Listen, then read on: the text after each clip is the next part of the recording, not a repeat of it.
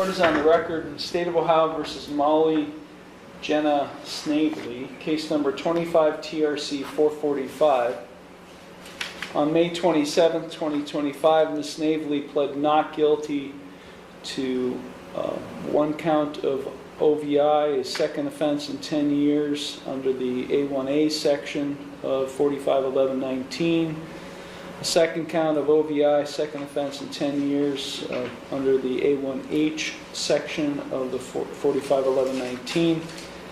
Both of those are first-degree misdemeanors, and to driving in marked lanes, a minor misdemeanor. As I said, those pleas were entered on May 27th. This case is set today for a first pretrial conference. Ms. Snavely is present. She's accompanied by her attorney, Patrick Quinn. Also present is Law Director John Lewis. The court is in receipt of a pretrial report. Mr. Lewis. Thank you, Your Honor. The offer that's been extended to Ms. Snavely today would be to plead as charged on the OVI second and 10 under 451119A1A. With that plea, the State of Ohio would dismiss the balance of the charges at the defendant's cost, and the parties would then argue sentence. Thank you. Thank you. Mr. Quinn? That's correct. So you do accept that plea offer? We do. Okay.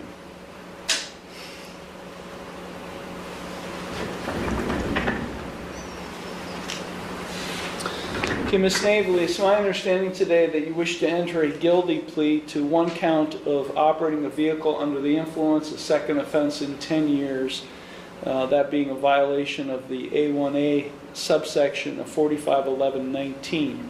In exchange for that guilty plea, the other two charges would be dismissed at your cost.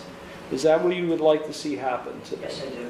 You understand by pleading guilty to this offense that you are waiving your right to a trial, which includes your right to cross-examine witnesses and to confront evidence presented against you. You'd be waiving your right to testify or not to testify without any negative connotation. You'd be waiving your right to subpoena witnesses. You'd be waiving your right to a jury trial.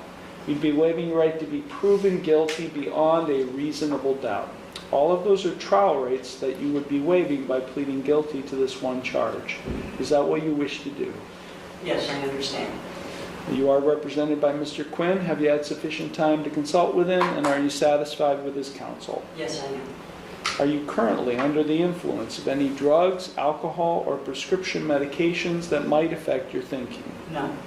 Are you currently on probation, parole, community control, or post-release control with any court? No. Has anyone made any promises to you about what your sentence will be in order to induce you to plead guilty to this one charge today? No. And are you thinking clearly, and do you understand everything that's happening? Yes, I do. Okay, I'm going to provide to you, Mr. Quinn, a written waiver of trial rights, a right to a jury trial, and acknowledgement of effective plea. If you find that document acceptable, you can sign and date at the bottom. I'm signing right here and date it. Today's the 3rd of June.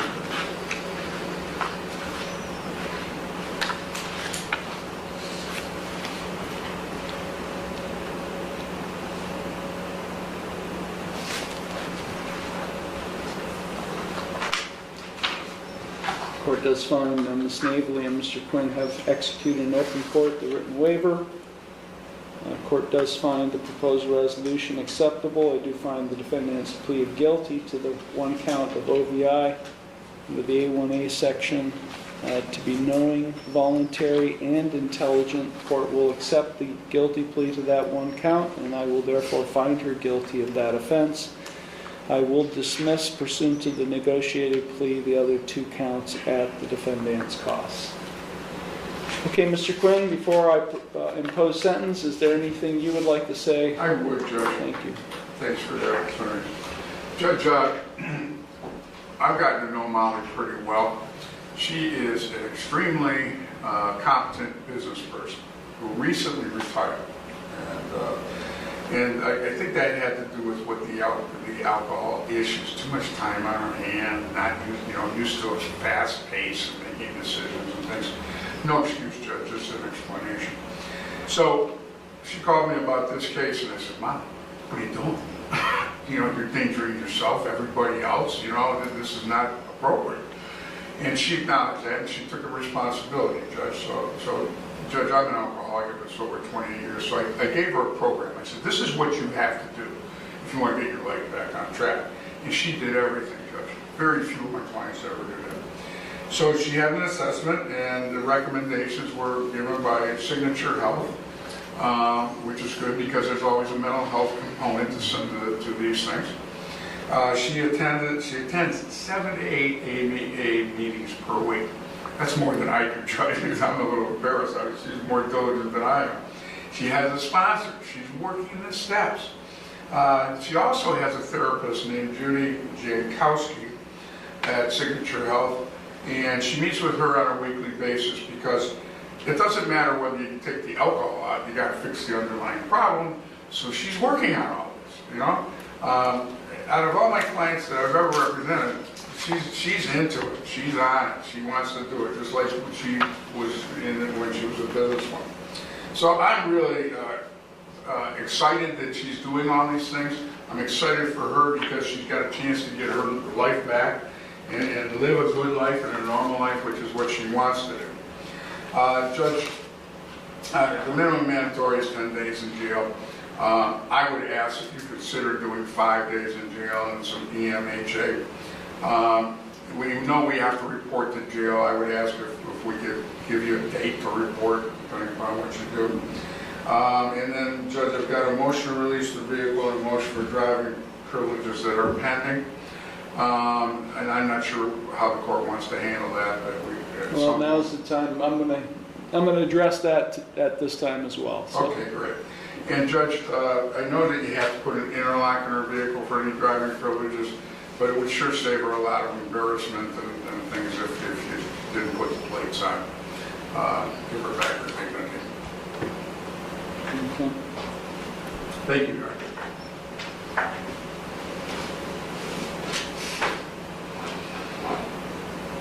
Okay. Ms. Snavely, before I impose sentence, is there anything you would like to say?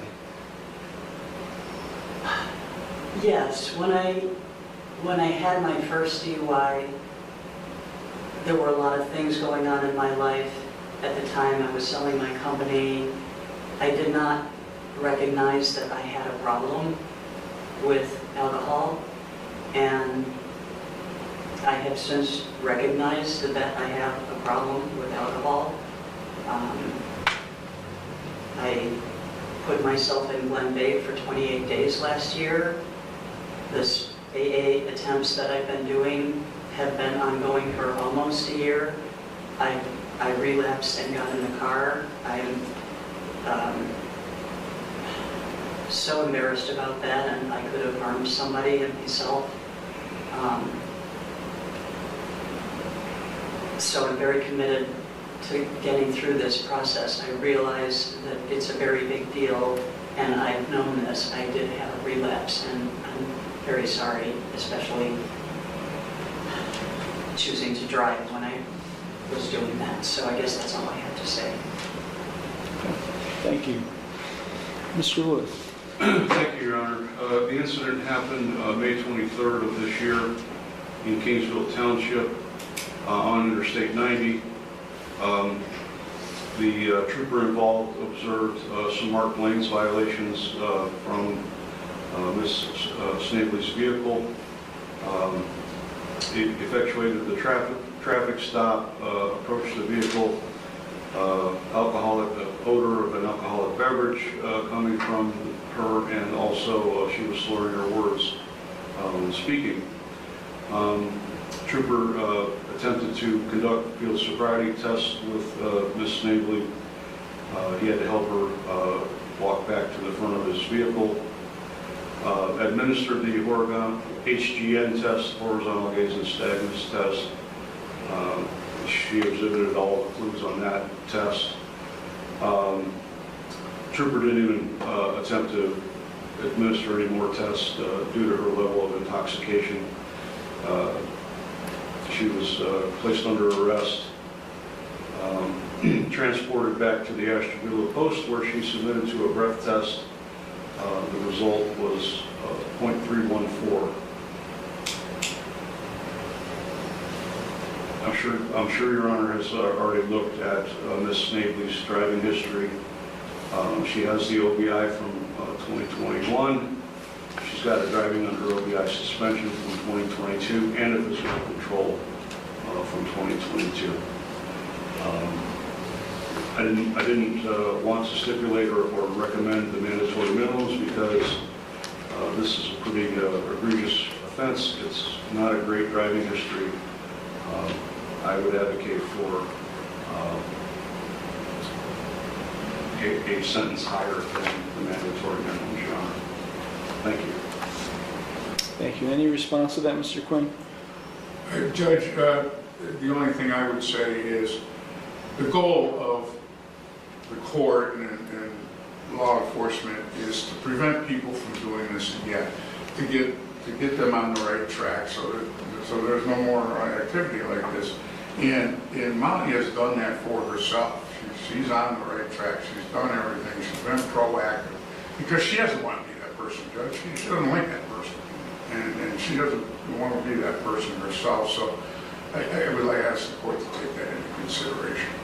And I've never seen anybody, Judge, who went to jail for a longer period of time that going to jail for longer helped them. You know? And actually, I think it would hurt because she's going to miss her meetings. She's going to miss her mental health things and things like that.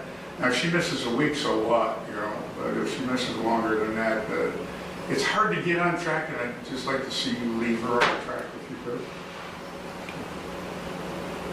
Thank you.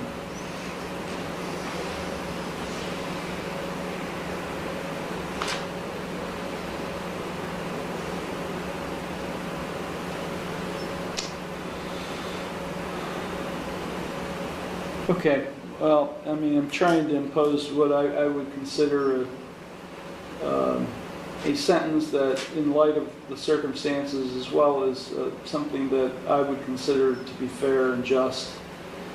I do find that Ms. Snavely has taken some fairly important steps towards sobriety, which is wonderful and to be commended.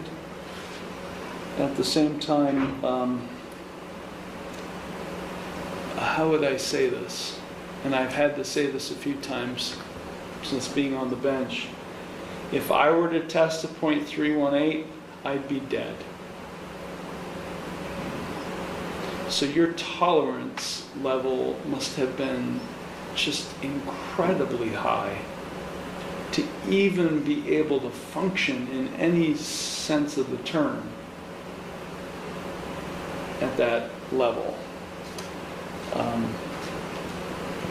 And, you know, based on your recent, fairly recent history, and then getting behind the wheel of a car is, you know. Anyways, I will, at least when it comes to incarceration, I will adopt the minimum. 180 days in jail, 170 days will be suspended. I will allow her to serve 5 days in jail with 18 days electronically monitored house arrest and a continuous alcohol monitor. I'm placing her on supervision. I know she's a Willoughby resident, but you know, her I think her last offense, or one of her OVI related offenses was an Ashtabula. So I'm placing her on supervised probation with this court for 2 years. I'm also ordering her, she's not going to get any jail credit for it, but I'm ordering her to attend and complete a driver intervention program. In addition, I'm imposing a $1,000 fine plus court costs. I'm suspending her license for 40 months. That's about the mid-range of what I could impose, anywhere between 1 to 7 years.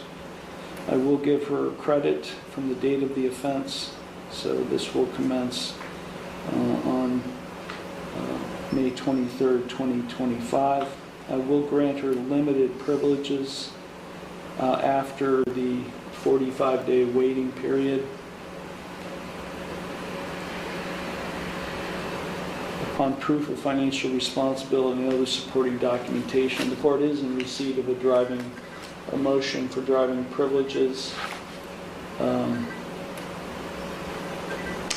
I understand, Mr. Quinn, that you've asked for me to release the vehicle sooner than the 90 days.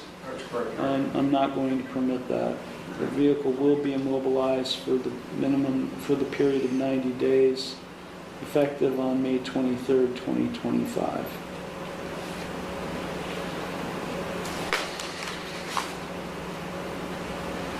Let me see, proof of insurance that was provided as part of the motion for privileges. I'm not sure if that was in effect on the date of the offense. Because we do need proof. I have a copy. It was in effect. It's been in effect since October. Yes, so, yeah, this is it. Yeah, no. This is for the... Okay, so proof, I'll indicate proof of insurance has been provided to the court. I'm ordering as a condition for community control that she successfully continue her treatment at Signature Health for substance abuse and mental health purposes. She's to comply with any recommended course of treatment, execute any necessary releases for probation to monitor. She's ordered not to purchase, possess, or consume any alcoholic beverage or drugs of abuse or any pseudoephedrine product or go into any bar or liquor establishment for a period of 2 years. This is consecutive to all other sentences. I'm advising Ms. Snavely of her right to appeal, without cost, of her right to have counsel appointed on appeal without cost, of her right to have documents provided or necessary to file an appeal without cost, and of her right to have a notice of appeal timely filed on her behalf. Total fines and costs are going to be somewhere in the neighborhood of $1,200 to $1,300. The clerk will provide the exact amount to you at the window. Are you able to pay that today, or do you need time to We pay? will, Judge. We'll take care of it. Okay. And Judge, I have a question whenever. Sure. Can she report to Joe Saturday? Yeah, we're going to give her a jail report date. Okay. Actually, so this is a state charge, so she'll have to report to the Asheville County Jail. Okay. And I can assure you, Mr. Quinn, that our jail is overflowing. Oh, okay. And unfortunately, we'll give her a jail report date. I mean, she may report and be turned away. Okay. And that may take place a few times. I'm not sure how often that will take place, but Okay. we will give her a jail report date. Thank you. Can I ask a question? Okay? On the electronic monitoring for the house portion, what does that mean? My probation officer will explain all that to you. And will I be on probation in Asheville County? Yes. You will be on probation in this court. In this court, okay. Right. Mhm. This is Conneaut Municipal Right. Court. Mhm. Okay. She was worried about being able to go the distance to the back of the property to take care I'm of the just animals. trying to cut the grass and Yeah. water We're flowers. working out with the probation. Yeah. Okay. Yeah, they'll explain all of that to you. The company we use is Ohio AMS out of Independence, Ohio. So they're the ones who will put the bracelet on you and explain all of that to you. Sure. Anything further, Mr. Lewis? Nothing further, Your Honor. Mr. Quinn? No, Your Honor. Okay. Have a great 4th of July. Okay, thank you very much. Okay. I do need to tell Ms. Snavely. Ms. Snavely, over the next 2 years, you are going to be on probation with this court. If over the next 2 years you're found to have violated any of the conditions of your probation, you do face a probation violation. If you are found to have violated your probation, I could extend your probation from 2 years up to a maximum 5 years. I could impose more restrictive community control sanctions, more restrictive than what I already have. and/or I could impose up to 170 days of jail. So do you understand the consequences you face if found to have violated your probation? Okay. Thank you all very much. Have a great day.